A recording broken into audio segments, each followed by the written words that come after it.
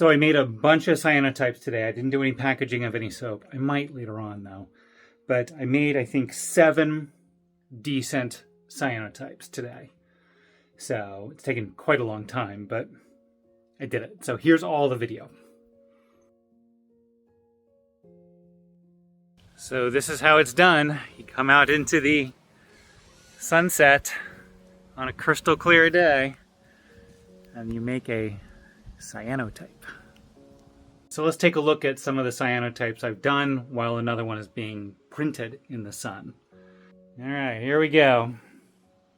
So these are looking pretty good.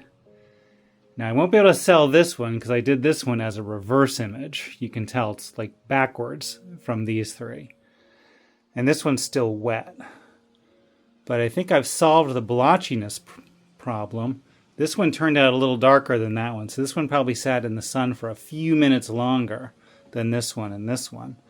But I don't know. I think they look good either way. This is part of the process. You know, it's an inexact science. It's the sun, it's clouds, it's UV rays, everything changes. So you don't really have any control over it. You know, a lot of people do these things with UV lights so they can control everything. I have to do it with the sun. So it's a little bit less of a precise process. So here, let's go outside and see. There's our energy source. And there's our little thing. So how many minutes has that been? We're at 4 minutes for that one. So we're going to let this one go a good solid 9 or 10 minutes. So thinking about selling these.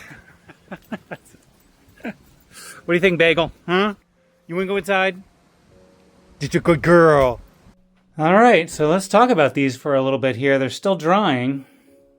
I think this one's got to go in the practice pile since it's reversed. That was an accident. It's too bad because that one's kind of nice. Yeah, that's got to go in the practice pile here. But let's see, I just did this one.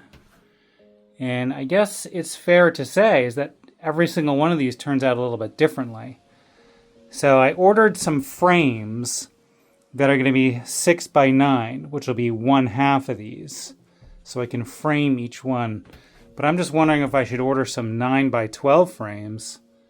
And I could actually sell these just as both of them. Just frame that. I don't know whether I should cut them, sell them as separate ones, and then what I can do is I can number them. Like 1, 2, 3, 4, 5. I'm doing a 6th one outside. I might be able to do a 7th, depending on how much sun there is. And then we'll see. And then I could like do it as 1 of 7 or something. And then what I'll do is take the transparency. I'll take the transparency. I guess this is what artists do. So the transparency I use to create those, I'll just cut it.